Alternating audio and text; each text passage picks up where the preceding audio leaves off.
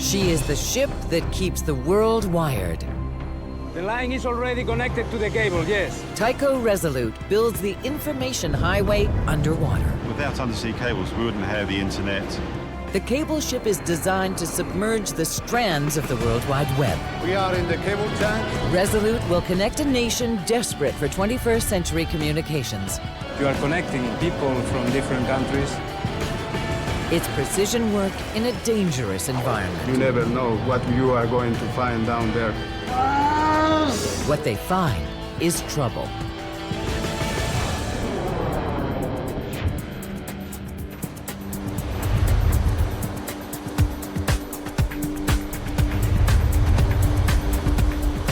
It's dawn on the Pacific coast of Costa Rica. A small boat races out to pick up a special piece of cargo. A telecommunications cable. Tyco Resolute, a 140-meter-long, state-of-the-art cable ship, is about to lay a vital link in the waters off Western Central America. Arribar un poco más. The economy of an entire country depends on her success. Resolute will plug a fiber optic cable into an outlet on a Costa Rican beach. 500 meters. She'll then run that line out to splice it into a major telecommunications trunk line running between California and Panama. The Pan-American crossing, called PAC-1, can carry immense amounts of data, but right now it bypasses Costa Rica.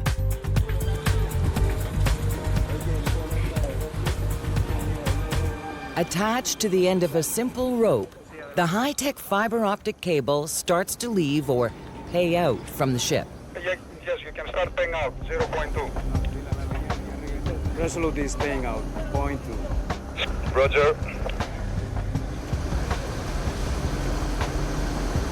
The cable is towed across the pounding surf.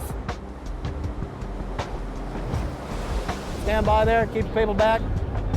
A team of specialists get ready to connect it on shore. Yes, the cable end is at the high water mark, 0948, copy. Yeah, we copy, thank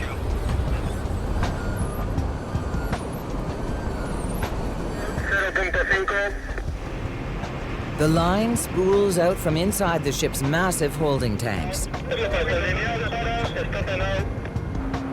Floats prevent the cable from being dragged along the sea floor. About as thick as a garden hose, the cable is designed to carry two things that don't mix well with seawater: electricity and data moving at the speed of light. Resolute's crew needs to get the cable plugged into the beach outlet before low tide. The ship is close to the beach. There are only 12 meters between her propellers and the bottom, and low tide is just 10 hours away. Nikos Resolute. Go ahead, Captain. Captain Jose Moran monitors his ship's position. The sunset is about 5:30 in the evening, so that's the deadline for us. If it's not completed, it will be not good for us to stay here in shallow water with the ship. Protecting the cable and his company's multi-million-dollar investment is engineer Paul Betts. Betts is the lone representative from Global Crossing, the company that hired Tyco Resolute to lay this cable. One of the main concerns for a cable owner is making sure that it's not damaged and obviously causing the country disruption. Betts needs to have confidence in the crew, especially in this man. Engineer in charge, Eugenio Nieto, commands the cable-laying operation. A little behind schedule, but yeah, in time. Time is money. It costs $100,000 a day to run Resolute. The job has to be completed in 20 days, or contractor Tyco Telecom starts to run over budget. If any ship can do it, it's Resolute. She's just 6 years old and a technological marvel. Her engines are connected by computer to her navigation system. That allows her to be positioned exactly, a key requirement for the precise job of cable laying. Resolute's last job was connecting Jamaica to Florida, and her crew is always up for the next challenge. The cable ships I like very much because I need to be exciting sometimes, you know? And here you find this. The man everyone calls Cholo is the ship's bosun. He's in charge of Resolute's deckhands. Cholo has been working on cable ships since he was 17. Very straight line. It's very nice. Landing the cable on the beach is just the beginning of a mission that will change a nation. Costa Rica isn't wired for the 21st century. A booming economy is driving demand for more data and better telephone service. There's a cable on the Caribbean coast, but its capacity is limited, and when it has trouble, the entire country goes down. Sometimes the internet is down in all Costa Rica, all at the same time. That's a huge problem for Costa Ricans, even worse for international businesses. It's been down more than one day for the entire country. And it's like everything comes to a standstill. To solve these problems, the Costa Rican phone company has agreed to buy capacity from Global Crossing. But to start making money, the cable owner needs to get the new line up and running fast. After 9 hours, the cable still isn't connected and the crew's getting worried. You must be very careful with the clock because the night is coming. And we cannot be here very long time. The tide is ebbing and Resolute's getting closer to the bottom. We are very close to down the ship. Very few meters. Mucha suerte. Cross my fingers. Finally, after 10 hours, the cable is hooked up to the beach outlet. Divers cut the floats, and the heavy cable plummets to the seabed. Using jets of water, they bury it. With the cable now in place, the crew must find out if it's actually working. Attention all hands, the cable system's about to be powered. They send light down the line and look for it to bounce back. When they get a successful loop back, Resolute can move out. Nope, no loop backs. The cable isn't working. On the beach, Gary, do you copy? Yeah, this is Gary on the beach, I copy. Well, we don't see the loop backs here. Up again, Roger. Power down? Yeah, power down, yes.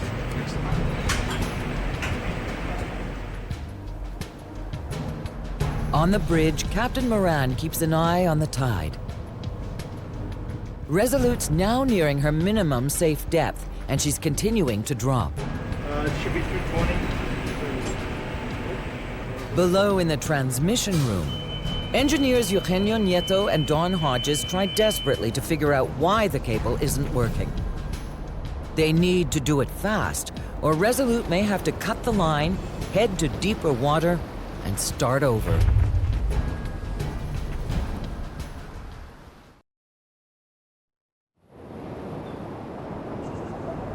Cable ship Tyco Resolute is trying to connect a new fiber optic cable to the Pacific coast of Costa Rica. But the tide is going out. The ship is getting closer to the bottom and the cable is not working. There's no point laying more until it's fixed, but to keep on schedule, they have to do it fast. Everybody's clear out there. The shore crew found that fibers were damaged while being spliced into the beach outlet. They found them broken in the manhole, so they repaired them, and now we're up and we're working. It's okay now, Don. We have loop backs now. We got loop backs now? Finally, the cable is carrying a strong signal back to the ship. Yeah, that's much better.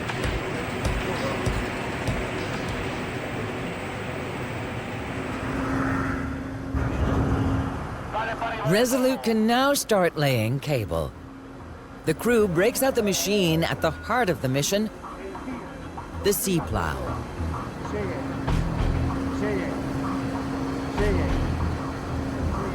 Ok, dale a la grúa para arriba.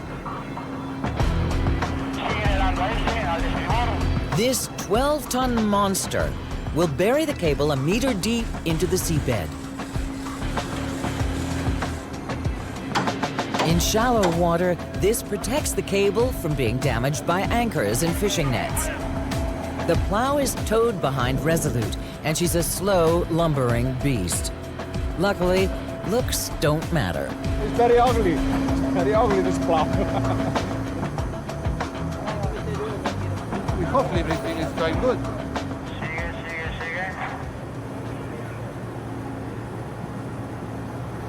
Just to get it into the water requires a 65-ton crane.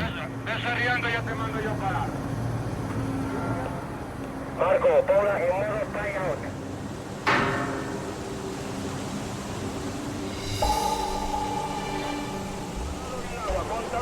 But as soon as the sea plow hits the water, something goes wrong.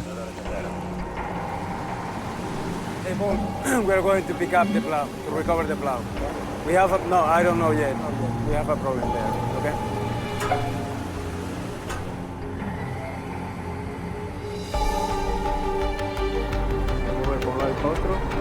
The plow is dead, so it will be long. The plow don't have energy, you know? Everything is dying. The technicians find seawater shorted out the electric motor. A costly delay will put even more pressure on client Paul Betts. Could mean 1 hour, could be 10 hours. We'll have to wait and see. The crew works through the night. At dawn, the massive plow is ready. It's a 20-hour setback.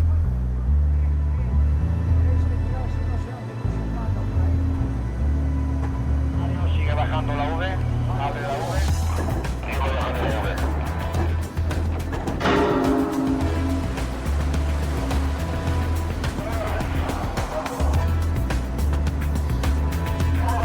This time, everything works. Finally, the plowing can begin. The fiber optic line leaves the ship through a series of wheels and drums designed to control tension and prevent sharp bends. But plowing is slow work. It takes an hour to bury a single kilometer. Even that requires enormous towing force. Resolute has about the same pulling power as a diesel locomotive.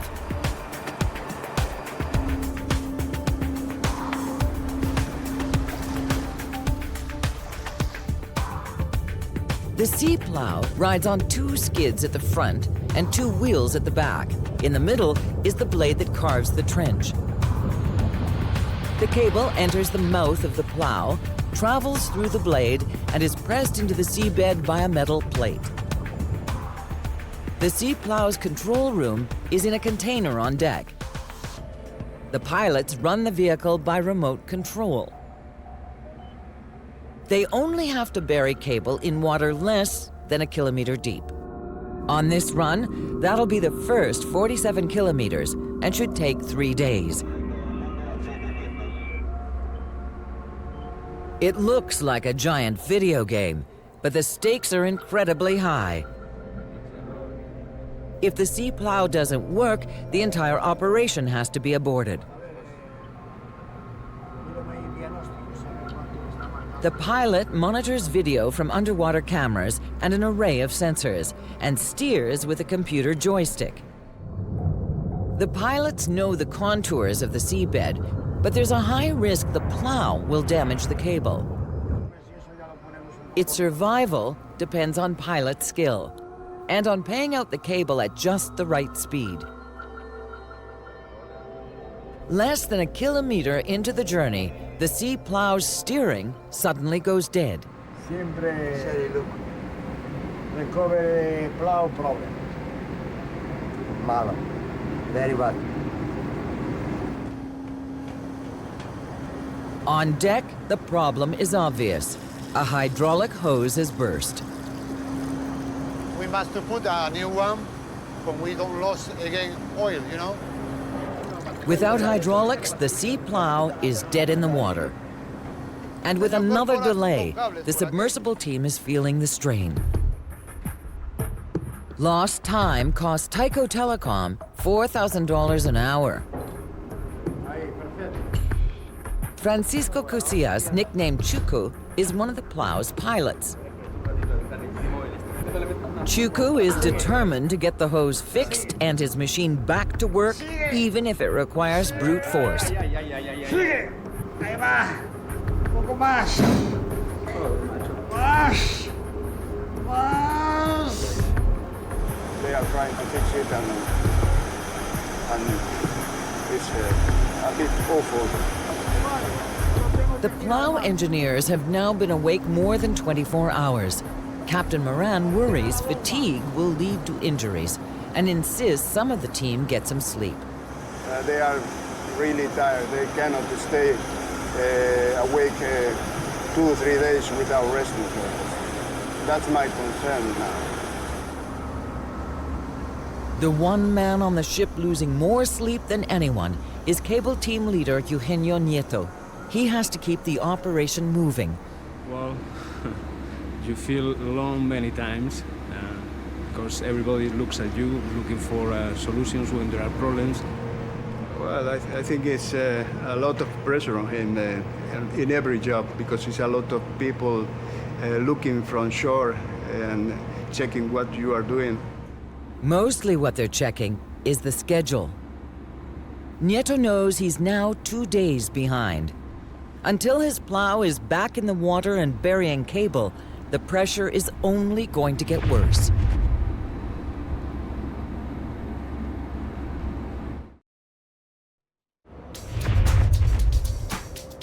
Cable ship Tyco Resolute has 20 days to lay a fiber optic line from Costa Rica 144 kilometers out into the Pacific Ocean, where it will connect to an international telecommunication cable.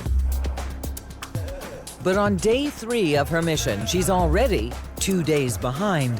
The crucial sea plow is not working. The crew repairs the plow's broken hydraulic hose. It's tested and retested. Finally, the machine can get back to work. I think this time will be okay. In shallow water, the sea plow buries the cable to protect it from anchors and fishing nets. But whenever the plow is pulled up on deck, it leaves cable exposed and vulnerable. But Resolute's crew must move on and fix those sections later. The plow is on the bottom and we are resuming the burial, so we feel great.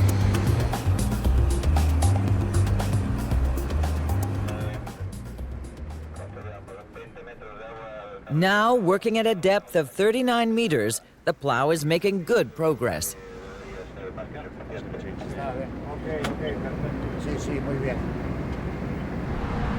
In the morning light, everyone is relieved to see the coastline disappear. After that, I don't see anymore the beach. Many days outside, only sea and air, and that's it. With the plow operating smoothly, the crew settles into their seagoing routine. The 60 men are on board for 2 months at a time. 2 teams rotate 12-hour watches. When not working, life on this state-of-the-art ship is Spartan but comfortable. The heart of the ship's life is the galley.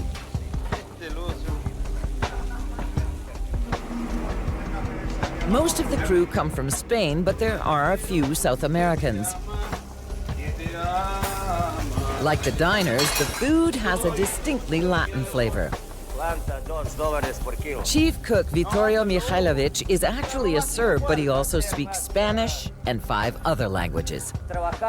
Vittorio's mastered the art of keeping his crew happy.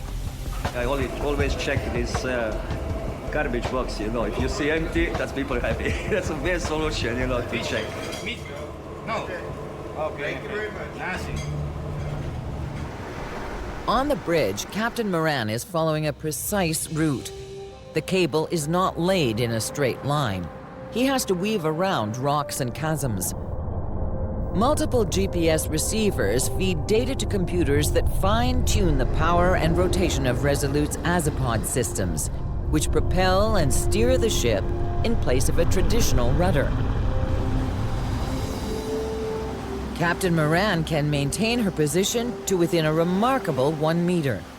The ship tunes her speed so the right amount of cable is spooled out. Well, we are monitoring permanently, almost permanently, the cable in order to see that all electrical and optical measurements are okay. Everything seems to be going well. Do you hear me? But as the sea plow buries its 10th kilometer of cable, Chief Engineer Nieto gets some bad news. How is the earth connection there? Somewhere there's been a break in the cable's insulation, and electricity is leaking out. It's very strange. I mean, we're having different values at different times. It's a disaster in the making. We got 150 kilometers of cable, and somewhere in that cable there is a pinhole that we have to locate. And they need to locate it immediately. What is happening is we need the electricity flowing normally on the cable to have all the electronics working properly. If the fault is in the buried cable, it will all have to be pulled back up. That's deeply worrying for cable owner rep Paul Betts. So we're definitely going to recover? We're sure the fault's outside? It might be on the ship. It could be in the sea. We don't want to pick the plow up and undo our good work if it's in the ship. So the problem is to try and locate where the fault actually is. It's Nieto's decision, but he wants to keep Betts on side. As long as we're sure it's not behind us. Balancing the data we have. Nieto thinks the fault is in the 10 kilometers of cable already laid. The two options. I think it's in the water. Are you proposing to recover or to continue to lay? I think it's worth it. Even if we have 10 kilometers to pick up, it's worth it to pick up. If the fault's in the ship, then we've wasted 10 hours. Actually, we've wasted more than 10 hours. Paul Betts thinks it's likely in the cable still on board. My opinion is on the ship. My opinion. Nieto has to decide if they should pick up the cable already laid or keep laying cable while they look for the fault. Are we going to lay or are we going to stay on station? Are we going to lay the cable? No, we're going to keep as we are. Okay. Probably a good use of time. In the end, Nieto sides with Betts. They'll keep laying cable and look for the fault in the line that's still on the ship. If he's right, they'll save time and money. But if he's wrong, it'll cost his company tens of thousands of dollars and put the mission even further behind schedule. All right, we're going to power down now. Power down. After a day, instruments narrow the problem down to one section, but that section is 47 kilometers long. The hole they're looking for may be invisible to the naked eye. Nieto's plan is to find the fault by spraying water on the cable. Water's an electrical conductor, and when it hits a live wire, it will spark. When the fault goes into the seawater, I'm sure we'll see it straight away. So we're just trying to replicate what that might be in a controlled fashion. They're looking for any potential signs of like a burning.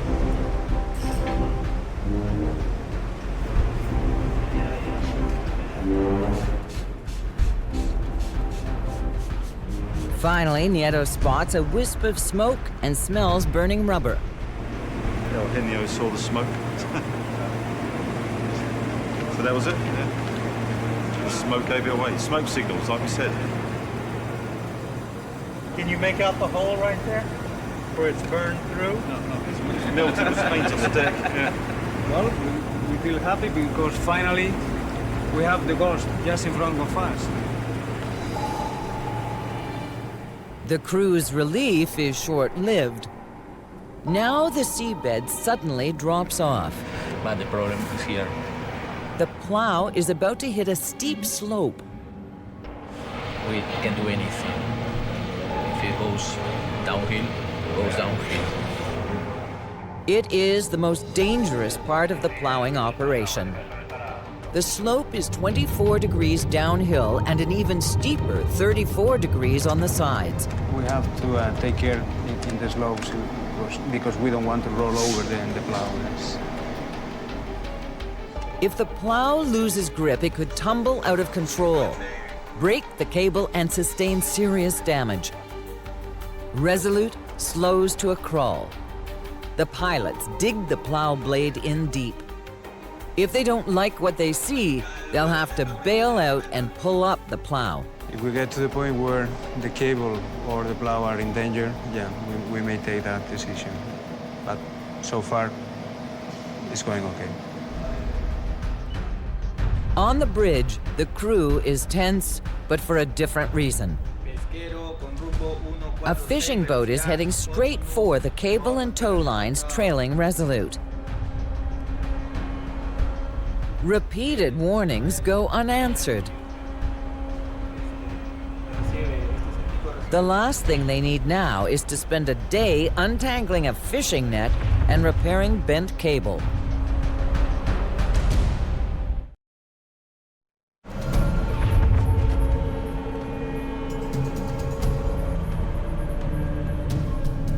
Tyco Resolute is on high alert.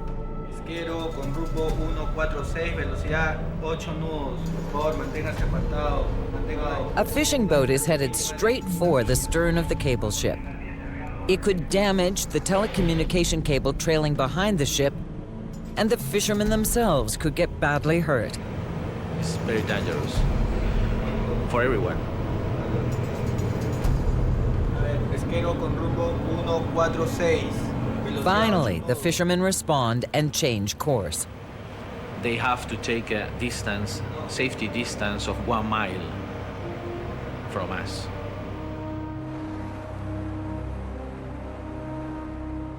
In the control room, the pilots face their toughest challenge yet. Sí, cuando tengamos una sonda de 200 metros. The sea plow is heading straight down a slope, steep enough to topple it over. 180 de fondo. A cartwheeling plow would sustain serious damage and sever the cable.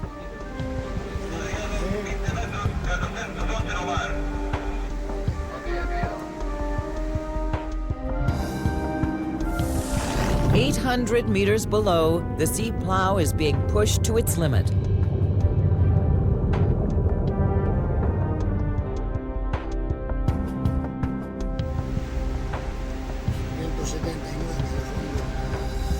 It takes over 5 hours of nail-biting navigation to travel just 3 kilometers.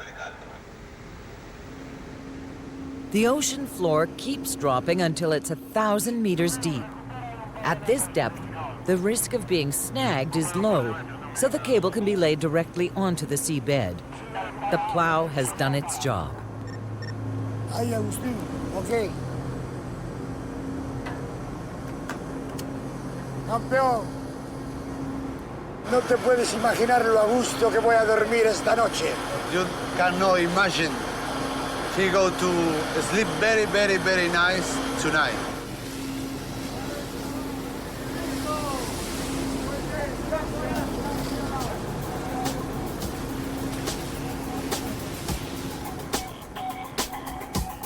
Captain Moran pushes Resolute into second gear.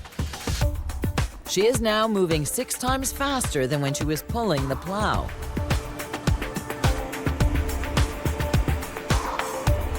The goal here is to cover the bottom profile with the cable as smooth as possible.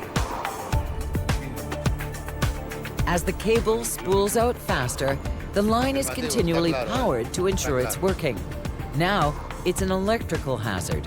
The cable now is with power, you know? I cannot touch the cable. It's dangerous. I die. In less than a day, Resolute puts 100 kilometers of cable on the bottom. Nieto is exhausted, but they have reached the place where they will splice into the main telecommunications cable. Before that, they have to go back and bury the cable in places the plow malfunctioned. We've identified some key areas along the routes that are of interest, and there's one particular area where the plow didn't bury the cable because there was a hydraulics problem. The tool for finding and fixing these problems is another of Resolute's high-tech wonders, the remotely operated vehicle, or ROV.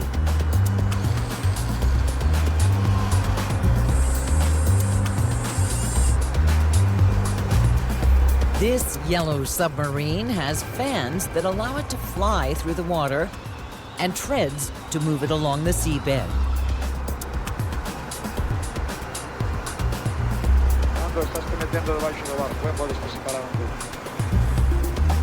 For her pilots, the ROV is an entirely different ride from the lumbering sea plow. Como si fuera un Ferrari, un coche de Fórmula 1. Es más interesante. Hay más complicaciones y más curvas, más todo. Derrapamos más. Ok, vamos a dar la vuelta hacia el este.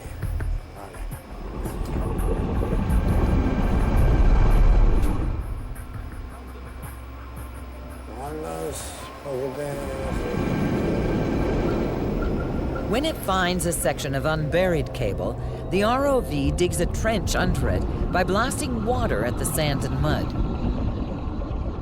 This stirs up so much silt, the pilots are flying blind.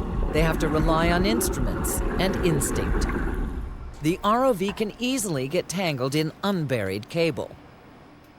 Lo más peligroso es la suspensión que podamos encontrar con el cable. Que vayas trabajando con el robot y la suspensión que no la veamos, que venga por encima del robot, y eso es lo más peligroso que pueda haber.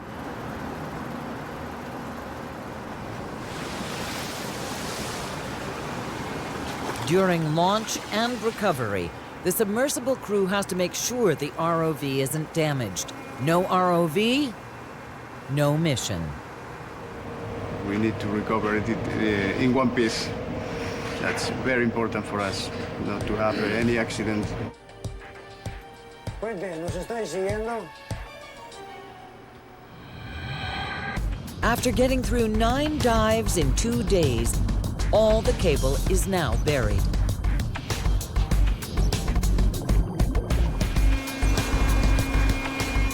But Resolute's mission is far from over.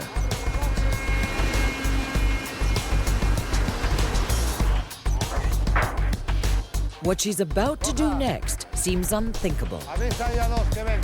She will cut one of the busiest communications cables in the Pacific.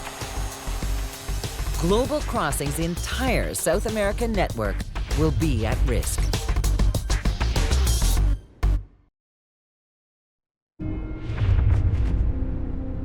A week into her voyage, Resolute is living up to her name. With determination and skill, she has laid 144 kilometers of cable from Costa Rica out into the Pacific Ocean. Now she faces her toughest task. The crew has to connect that cable to a fiber optic trunk line that links North and South America. Up till now, that line called PAC 1 has passed Costa Rica by. Mira. But what's coming next seems crazy. She's going to cut a perfectly good working cable to splice in the new branch line to Costa Rica. And we cross with this the cable and we cut. After that we have 2 pieces of cable. Global Crossing has already cut PAC 1's power and moved internet and phone traffic to cables on the Caribbean side. Now Resolute drags an 800-kilogram blade called the Flatfish toward the cable. Everybody's nervous because it's into a really important link. The client is very concerned about it. There are 2 big concerns. First, if that cable is damaged, the impact on South America will be enormous. And Resolute has to get PAC 1 back online quickly. Every minute the cable is down costs the cable owner thousands of dollars. have to finish this as soon as possible in order for our customer to pay less for the rerouting of his traffic. Ha cortado, Eugenio. The company is waiting. Time is money. El tiempo es dinero. Mucho dinero. Officers and engineers monitor what's happening 3 kilometers below. They want to slice the cable on the first pass, and they really don't want to snag anything else. If we have to make another track, it's 12 hours. They know where Pack 1 is supposed to be, but can only tell if they've hit their target when tension on the flatfish changes. We have something. We hope that this something was the cable. When the tension suddenly drops, it's a safe bet the cable is cut.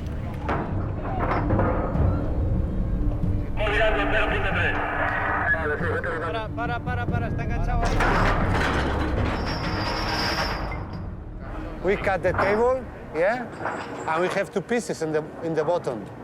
With Pack 1 cut, Resolute has days of frantic, high-tech action to come, all with one focus. Resolute carries with her a branching unit that will connect the 2 severed ends of the Pack 1 cable to the new Costa Rica branch.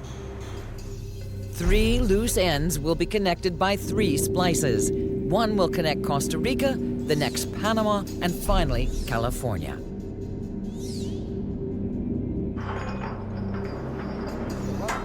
But Resolute must first get the cable ends aboard. To do that, she uses a specialized hook to snag and raise the cable.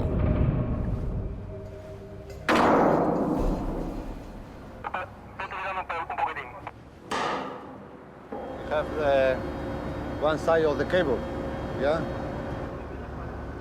To everyone's relief, one end of Pack 1 is safely aboard. The starboard side is the Panama side. So this cable here is going to Panama.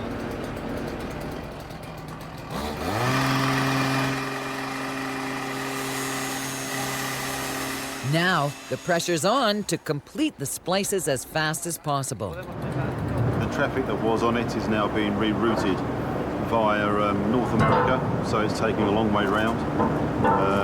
So the sooner we get it back on, the better. Inside Resolute's fiber optics lab, the ship's cable surgeons prep the first splice. They strip the cable back and isolate the fibers. It is no easy task. The cable has multiple layers of waterproof plastic and metal protecting the core, the fragile fiber optic strands. Made of glass, each fiber is about as thick as a human hair. It transmits data via laser light over thousands of kilometers.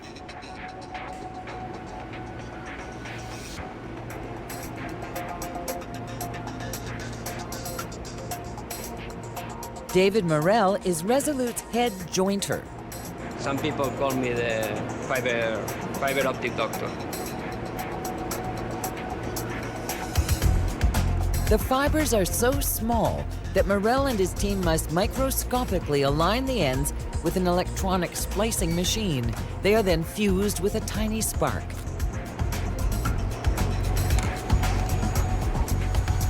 To survive the huge pressure on the deep ocean floor, each splice is wrapped in a molded-on plastic housing. If tests confirm the connection and housing are good, a single glass fiber will be worth millions of dollars to the cable's owner. If it's not, it's worth less than a strand of spaghetti. We are looking for here for the metallic part, it's very clean. And also air, bubbles, is nothing here. It's very, very healthy. Sube el cable para arriba. The only test that really counts is if it still performs on the ocean floor. Lead cable engineer Eugenio Nieto can't relax until this first connection to Panama is working on the bottom.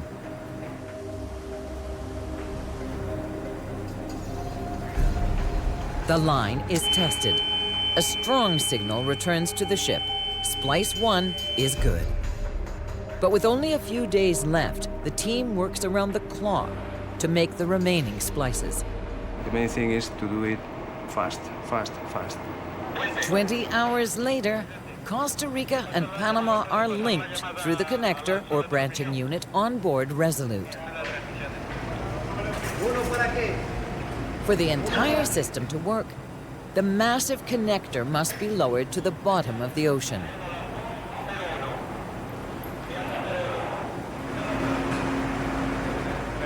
Sinking the $1 million branching unit is one of the riskiest steps of the entire mission. The Pac-1 cable has been cut.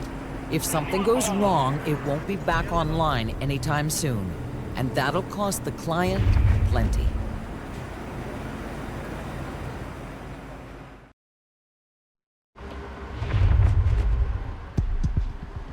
Tyco Resolute, a modern marvel of marine technology, is in the final phase of her latest undersea installation. The cable ship is connecting Costa Rica to the world by joining fiber optic cables deep in the Pacific. Now the most critical moment of the entire mission is underway. The branching unit is coming, you know, and it's very delicate, you know, and we must be very careful with the branching. The branching unit is a 600-kilogram electronic switch. It has connected the new Costa Rica line to Panama. Once it's safely working on the seabed, a third splice will connect the line to California. We need a lot of hands, so the 2 watches are on deck now. Putting this connector 3 kilometers down on the bottom of the Pacific Ocean is a risky venture. When the view is getting to the bottom, even if we go very slow, something can happen with it. It's important we ensure that everything is working properly. If this new link fails, the whole Pac-1 system will need to be repaired. The crew tries to ensure good fortune with a cable ship tradition. The branching unit is accompanied by the lead engineer's briefs. Nice exit.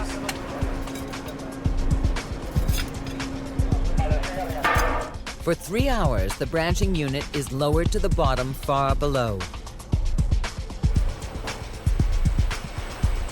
Now, the critical test. Hey, Don. View is on bottom. When it's online, the cable can carry nearly 200,000 emails per second, or 100,000 telephone conversations.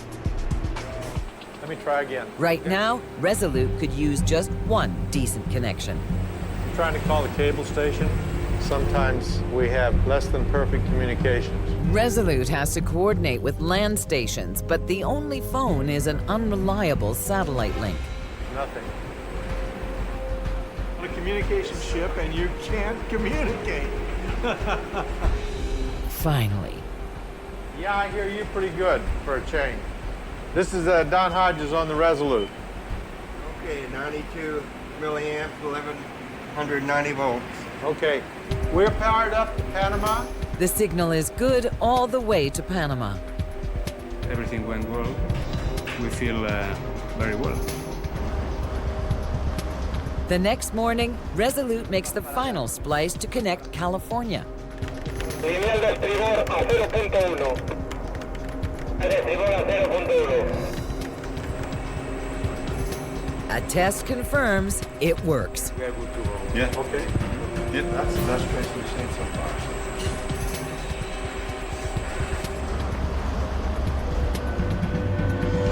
far. Mission accomplished. Despite all her difficulties, Tyco Resolute has completed her job on schedule. Super. The cable's on the seabed. The cable stations are carrying out their final tests, and then we're going to put our traffic straight back onto the cable. But it's awesome, awesome. I feel awesome. By the time Costa Ricans realize their communication systems are vastly improved, Resolute will be long gone. For the next 2 years, the ship will be working every day. And as the demand dictates for more internet capacity, then we'll keep laying more cables. Her next job, for a different customer, is to lay a 2,500-kilometer cable from Alaska to Oregon. All the cable ships we have in the world are not enough for all the cables that are requested. You are connecting people from different countries to feel like making a contribution to the humanity. I feel this ship very much, you know, because hopefully I will be retired on this ship. Tyco Resolute, weaving the strands that keep the world connected.